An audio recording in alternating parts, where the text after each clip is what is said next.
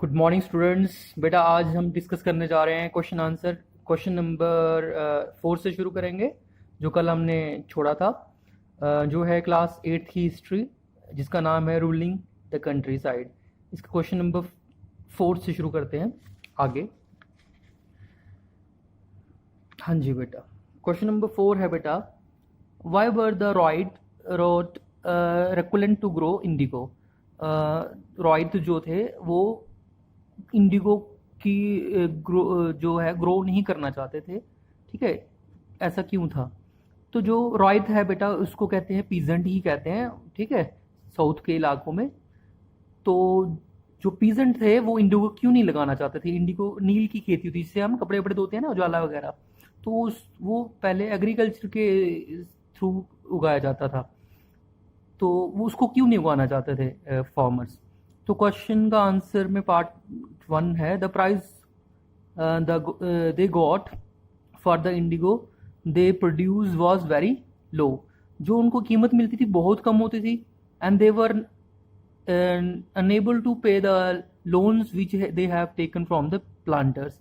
तो बेटा वो इतनी कम, जब वो फसल उगाते थे तो उनको बहुत उसका कीमत बहुत कम मिलती थी, और इवन की इतनी कम कीमत उनको अपनी फसल की मिलती थी कि जो उन्होंने लोन लिए होते थे फसल उगाने के लिए प्लांटर से, बड़े बड़े बागान जो बाग होते थे, मालिक होते थे उनके, प्लांटर्स कहते हैं उनको। यूजली वो अंग्रेज ही हुआ करते थे। ठीक है, प्लांटर्स अंग्रेजों को कहते हैं जो बड़े बड़े प्लांटेशन करवाते थे, उनके मालिक होते थे। उनसे लोन लिया करते थे, वो भी चुकाया नहीं पाते थे, इसलिए वो इस खेती में प्रॉफिट नहीं था, फायदा नहीं था, इसलिए वो इंडिगो की खेती करना नहीं चाहते थे। Point number 2, the peasants usually insisted that the indigo should be cultivated on the best soils, which planters preferred to cultivate rice on it. जो प्लांटर्स थे अंग्रेज चाहते थे कि जो बेस्ट सॉइल है, मिट्टी है जो बहुत उपजाऊ है, वहाँ पे ही ये जो किसान हैं ये नील की खेती करें। मगर जो कल्टीवेटर थे, किसान थे, पीजेंट्स थे, रॉथ थे, जो वो चाहते थे, वो नहीं उगाना चाहते थे अच्छी सॉइल पे, वो चावल उगाना चाहते थे अच्छी सॉइल पे, ना कि इंडिगो नील की खेती। ठीक है, क्योंकि वो चाहते थे कि हमें कुछ खाने के लिए भी मिलते, इससे ये तो ऐसी फसल है जिसमें प्रॉफिट कुछ है नहीं है, तो इसलिए अच्छी ज़मीन पे इसको लगाने का फ़ायदा नहीं है। अच्छी ज़मीन पे तो हम चावल ही लगाएंगे, कम से कम खा तो पाएंगे ना। तो इसलिए वो मजबूर करते थे अंग्रेज प्लांटर्स कि भाई आप अच्छी ज़मीन पे खेती करो नील की, इंडिगो की। इसीलिए वो जो है हिचकते थे, वो नहीं उगाना चाहते थे किसान ऐसी ज़मीनों पे। Indigo had deep roots and it is exhausted the soil. जो इंडिगो होती है वो ऐसी फसल होती है बेटा जो जिसकी जड़ें बहुत नीचे ज़मीन तक चले जाती हैं और वो ज़मीन को फिर बंजर बना देती थी, इसलिए भी किसान इस खेती को नहीं करना चाहते थे। क्वेश्चन नंबर 5 पे चलते हैं। What were the circumstances which led to the collapse, eventually collapse of the indigo production in Bengal। तो ऐसी कौन सी परिस्थितियां बनी कि हालात बने कि जिसकी वजह से जो था ये खेती इंडिगो प्रोडक्शन करने की, खेती बाड़ी करने की जो पूरा सिस्टम ही था वो collapse हो गया, कैसे ये बंद हो गया?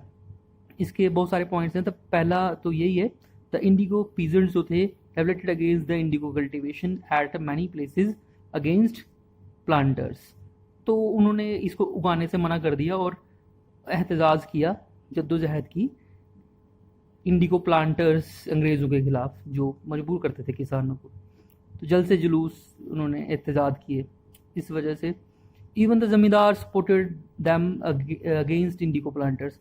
अंग्रेज़ों का साथ भी जो था वो नहीं दिया ज़मींदारों ने, उल्टा उन्होंने पीजेंट्स का साथ दिया इसको, कि उनको भी पता था, क्योंकि ज़मींदार होते बेसिकली कौन थे, वो तो गांव के ही लोग होते थे ना, तो उनको पता था ये इस खेती बाड़ी में फ़ायदा नहीं है किसानों को, तो वो उन्होंने भी इस मसले में किसानों का ही सपोर्ट किया इंडिगो प्लांटर्स के खिलाफ।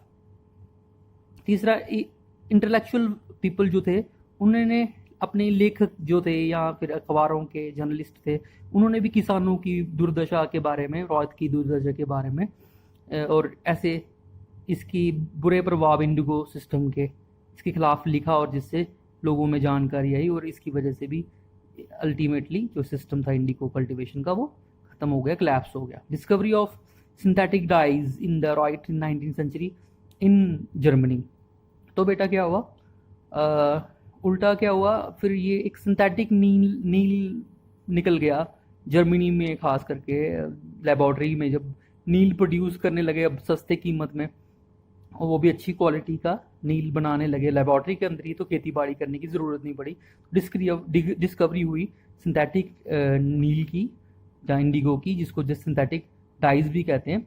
तो उसकी वजह से भी फिर इसकी ज़रूरत ही नहीं पड़ी कल्टीवेशन करवाने की, इसकी वजह से भी इंडिगो कल्टीवेशन का सिस्टम कोलैप्स हो गया इंडिया में। और दूसरा, लास्ट में महात्मा गांधी ने भी मूवमेंट शुरू कर दी इंडिगो प्लांटर्स के खिलाफ, अंग्रेज़ों के खिलाफ, इससे ये पूरा सिस्टम कोलैप्स हो गया।